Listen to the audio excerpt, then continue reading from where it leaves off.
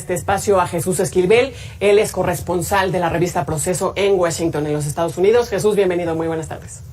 Buenas tardes, Tania.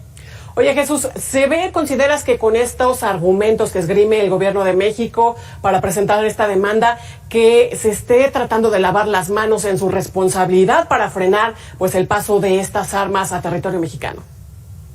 Me parece que es un acto político sin ningún sentido en Estados Unidos. En primer lugar, porque la responsabilidad de vigilar lo que entra a México es del gobierno de nuestro país y las aduanas. Y yo he cruzado en muchos puntos de la frontera México-Estados Unidos sin que te vigilen. Lo he hecho en automóvil, lo he hecho caminando, e incluso los detectores de metales ni funcionan. Y el tráfico hormiga de las armas es muy sencillo, como ya detallaban. En el mercado negro se desarman las armas, valga la redundancia, y a todos los mexicanos que crucean diariamente a trabajar o a hacer compras, les encargan por $5 o $10 pasar un pedazo de arma. Y así es el tráfico hormiga, además de que llega a pasar en grandes cantidades. No puedes responsabilizar, y no estoy defendiendo a Estados Unidos, que no se malinterprete, de lo que entra a tu país y es tu responsabilidad. Ahora, la demanda ya fue aceptada por una corte, eso no quiere decir que va a prosperar, porque la demanda no establece ningún argumento de violación a las leyes de Estados Unidos, que ese es el principal argumento para que un juez aceptase los argumentos de México. Las empresas de Estados Unidos, como reaccionaron en su momento cuando se dio a conocer el proceso legal, establecieron: cumplimos con las leyes federales y estatales en la producción y diseño de las armas, y también no estamos violando ninguna ley mexicana, y el gobierno quiere utilizar esta demanda como chivo expiatorio para quitar su responsabilidad de otros asuntos. Y aquí hay que esperar cuál es el procedimiento en la Corte. No porque lo haya aceptado quiere decir que ya tiene, digamos, perspectiva, porque no se ha presentado el argumento de los acusados. Y yo creo que lo primero que van a hacer es pedirle al juez que deseche la demanda, porque no es violatoria de los acuerdos de Estados Unidos ni de las leyes. Y las leyes las hace el Poder Legislativo, y en Estados Unidos, mientras no haya un cambio sobre la venta de armas, no va a pasar nada. Oye, Jesús, si se desecha esta demanda tal y como nos lo estás planteando, vaya, aún así puede generar, ¿qué alcances ves que pudiera generar ahí? Que incluso pudiera haber ahí señalamientos de injerencismo. No, ninguno. Los estadounidenses ni saben siquiera que existe la demanda. En primer lugar, es una corte federal en Massachusetts, y aquí nadie le ha hecho, digamos, eco a lo que está haciendo el gobierno mexicano. Pudiera incluso ser contraproducente. Y hay gente del mismo gobierno del presidente Andrés Manuel López Obrador que tienen miedo de que esta demanda, si la desecha una corte, la utilicen para pedirle al mismo juez que haya acciones compensatorias por las pérdidas que ha generado esta demanda, tanto en el uso de abogados como en las ventas. Y eso sí puede ser muy contraproducente para el gobierno mexicano. Y ahí es donde se vería como una derrota de acto político.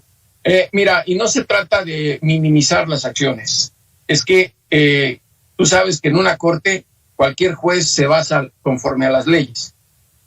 Claro. Y no hay ningún precedente legal en Estados Unidos de una circunstancia así. Le estaría saliendo, al gobierno de México el tiro por la culata, tal y como nos lo estás diciendo. Y ¿consideras que esto abriría la puerta para que Estados Unidos pudiera declarar incluso, ya como terroristas a los cárteles de las drogas que operan aquí en nuestro territorio? Y ya dentro de este panorama, que le saliera a México contraproducente.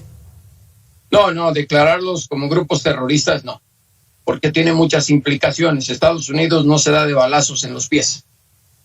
Porque al declarar, terroristas a los cárteles mexicanos, como ocurrió en Colombia, entran en juego muchas acciones legales y sí saldría Estados Unidos afectados, sobre todo porque cualquier ciudadano mexicano que muriera a causa de un arma fabricada en Estados Unidos, tú implicarías en acto terrorista a los Estados Unidos y también a los fabricantes de esas armas. Mientras se averigua, tú abusas del poder legal, que es en cualquier corte. Ya sabes que entre los abogados ese es el chiste, las guerras sucias. Entonces, eso ya no creo que esté considerado. Lo llegó a anunciar en algún momento Donald Trump, pero Donald Trump no conocía ni las leyes. Entonces, eso está descartado. Lo que sí puede ser contraproducente es en el ámbito legal, una demanda, que es de lo que estamos hablando, porque te repito, y ese es el argumento básico. ¿Qué ley están violando los productores de armas de Estados Unidos? Pues ninguna, ¿no? Ya nos dices, por supuesto, ellos cuentan con todos los permisos, cumplen con las leyes, pero mira, ¿qué te parece si vemos parte de lo que decía el presidente López Obrador? Él decía, la denuncia contra empresas de armas estadounidenses no es un intento de injerencismo, así lo dijo el pasado 5 de agosto. Tampoco se busca ir en contra de la enmienda estadounidense que permite a sus ciudadanos portar armas. Vamos a ver lo que dijo y lo comentamos. Bueno, Jesús, esto dice el presidente López Obrador. Sin embargo, bueno, aquí sí se necesita, por supuesto, la postura o el apoyo, el trabajo conjunto de los dos países. ¿Estás de acuerdo? Pero por supuesto también tiene mucho que ver ahí, pues, qué va a hacer México, ¿no? Porque, bueno, la culpa de que entra de allá para acá, como tú ya bien nos decías, pues es de México. Ya igual sabemos todos estos trabajos que has realizado tú para demostrar la facilidad de ingresar estas armas a territorio mexicano. Mira, injerencismo no es porque, nadie lo está viendo de esa manera. En Estados Unidos me parece que tienen muy claro lo que es el injerencismo, son los reyes de la injerencia mundial, y no creo que van a permitir que un país vecino como México, y mucho menos en una acción civil, como dice López Obrador. La única manera de que exista mayor control en las armas en Estados Unidos es con un cambio de leyes en el Congreso Federal estadounidense. Y desde Clinton, cuando se prohibió la venta de armas semiautomáticas, cualquier intento demócrata y republicano, pese a todas las matanzas que ha habido en Estados Unidos, incluso de niños en Connecticut, recordarás, no se aprueba ninguna ley en ese sentido, y ahorita no hay ninguna posibilidad de que ocurra. Así es que cuando hablan los dos gobiernos de que hay cooperación en materia de detener el tráfico de armas, pues es puro espíritu de buenas intenciones, porque en realidad no ocurre nada.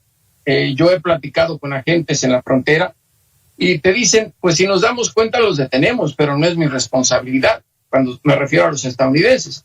Y del otro lado es muy fácil pasar y pasas frente a los aduaneros, ante los soldados, la Policía Federal, y nadie te revisa. Entonces, creo que eso es lo que primero debería corregir el gobierno mexicano, porque efectivamente, y no estoy justificando al mercado negro de armas de Estados Unidos, pero lo sabemos muy bien, los delincuentes se aprovechan de cualquier debilidad del gobierno y no les importan ni las razones legales ni los entendimientos entre gobiernos. Para ellos es negocio y es lo que les genera eso, porque si nos ponemos a analizar no acabaríamos. Tiene que ver mucho con el consumo de drogas en Estados Unidos, y ese es otro capítulo muy negro para la Unión Americana. Así es que me parece que la acción legal no va a ningún lado. Oye, ¿cómo está quedando México ante Estados Unidos con esto? Porque si bien se aclara, se especifica que no es en contra del gobierno, sabemos que es contra estas 11 empresas. Sin embargo, ¿cómo queda de país a país? Nada. La Casa Blanca seguramente les dice, bueno, pues veamos lo que dicen las Cortes, porque la separación de poderes es muy clara. Y creo que sería inconsciencia del gobierno de Biden meterse a alegar de algo que yo creo que en el fondo ellos también saben no tiene punto. Oye, bueno, además te queremos poner también sobre la mesa, contrastar pues este argumento que nos daba un especialista. Él dice, la demanda civil en contra de los fabricantes de armas de los Estados Unidos que interpuso el gobierno mexicano es inusual y pone en riesgo la soberanía del país. Así lo dice Ignacio Morales Lechuga, ex procurador general de la República. Vamos a verlo y lo comentamos. ¿Qué dirías de este argumento? Pues yo creo que se refiere Morales Lechuga al tema de la contrademanda, de que las empresas estadounidenses, si logran que se deseche el argumento mexicano, le van a pedir dinero al gobierno de México en compensación por las pérdidas que ellos pudieran calcular les pudo generar la demanda. Y ahí pienso que es a lo que se refiere el ex procurador, al tema de que se estaría sometiendo a consideración de un juez al gobierno de México, porque seríamos nosotros los mexicanos los que tendríamos que pagar ese dinero con nuestros impuestos en caso de que ganara las empresas en una demanda civil, contrademanda civil en una corte de Estados Unidos. Me parece que eso es a lo que se refiere.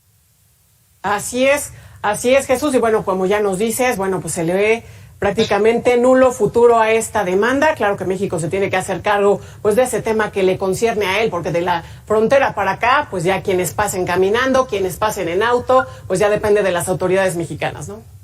Es muy fácil, te pongo el argumento. ¿Quiénes son los responsables o quién es el responsable de entrar a tu habitación? Bueno, pues yo.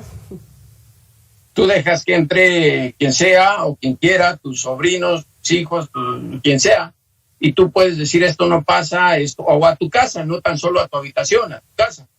Entonces, los dueños del territorio nacional somos los mexicanos y las autoridades mexicanas tienen la responsabilidad de resguardarla, para eso les pagamos su salario con nuestros impuestos, y no lo hacen. Entonces, eso es un argumento, me parece que es un juego político, pero en términos reales y sobre todo la gente fronteriza, los mexicanos que viven en los puntos limítrofes, saben muy bien y se ríen de esta demanda, considerando, aunque no sepan nada de las leyes de Estados Unidos, pero dicen, aquí todo entra y es muy fácil de que pasen las armas por los bigotes de las autoridades mexicanas y las de Estados Unidos. Bueno, pues así están las cosas, ahí está el tema. Bueno, Jesús Esquivel, corresponsal en Washington de la revista Proceso, te agradezco estos minutos con Mega Noticias. Un abrazo, gracias. Un abrazo.